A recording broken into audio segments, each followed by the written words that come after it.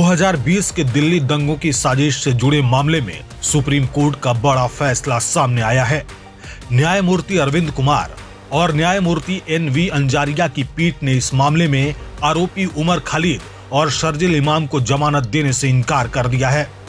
वहीं इस मामले में नामजद अन्य 5 आरोपियों को अदालत से जमानत मिल गई है। उमर खालिद, शर्जिल इमाम और अन्य पर फरवरी 2020 में उत्तर पूर्वी दिल्ली में भड़के सांप्रदायिक दंगों का मुख्य साजिशकर्ता होने का आरोप है। इन दंगों में 53 लोगों की मौत हुई थी, जबकि 700 से अधिक लोग घायल हुए थे। मामले में आरोपियों के खिलाफ गैरकानूनी गतिविधियां UAPA और भारतीय दंड संहिता IPC की विभिन्न धाराओं के तहत केस दर्ज किया गया है। बताया गया कि यह हिंसा CAA और NRC के खिलाफ चल रहे प्रदर्शनों के दौरान भड़की थी। इससे पहले दिल्ली हाई कोर्ट ने 2 सितंबर को दंगों की साजिश से जुड़े इस मामले में उमर खालिद सहित अन्य आरोपियों को जमानत देने से इनकार कर दिया था। इसके बाद आरोपियों ने हाई कोर्ट के फैसले को चुनौती देते हुए सुप्रीम कोर्ट का रुख किया था। सुप्रीम कोर्ट के फैसले पर उमर खालिद के पिता सैयद कासिम रसूल इलियास की भी प्रतिक्रिया सामने आई है।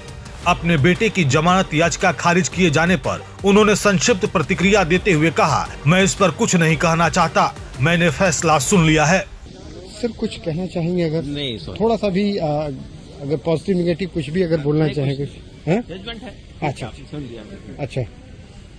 जिन 5 को बेल दी है, हम लोग बहुत खुश हैं उनके लिए कि उनको 5.5 साल के बाद बेल मिली है और जेल से बाहर आने का मौका मिलेगा।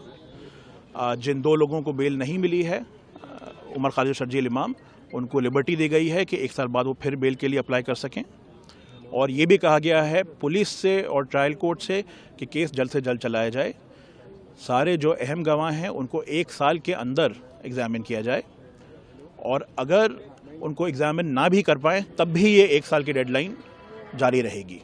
ऑब्जर्वेशंस रहे कोर्ट के ऑर्डर देने के? उमर खालिद और शर्जिल इमाम का कोर्ट ने सेंट्रल रोल बताया है, तो इसका किस तरीके से इंटरप्रेट किया जाए? बाकी पूरे 7 अक्यूज्ड को अगर हम देखें तो देखिए, इंटरप्रिटेशन ऐसे नहीं किया जाता है कोर्ट जजमेंट्स का। जब बेल पे जजमेंट आता है तो कोर्ट उसमें हमेशा कहती है, और इस केस में भी कहा है, कि ये ऑब्जर्वेशन सिर्फ बेल के लिए हैं। इससे ट्रायल पे कोई फ़र्क नहीं पड़ेगा। बेल देनी है या नहीं देनी है, उस बिना पे उन कॉन्टोर्स में सुप्रीम कोर्ट ने ऑब्जर्वेशन दिए हैं, तो उसके अलावा इस पे कुछ कहना ठीक नहीं होगा। सर, उमर और शर्जील को आने वाले दिनों में और कितना वक्त लग सकता है जो है वो कारागार से बाहर आने में? देखिए, आज तो कहा है सुप्रीम कोर्ट ने कि 1 साल उनको वेट करना होगा।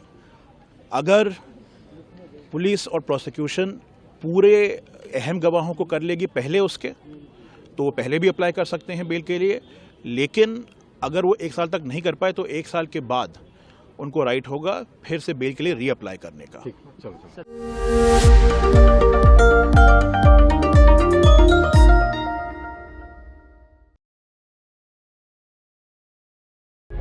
प्रभातखबर.com, विश्वास वही, रफ्तार नहीं।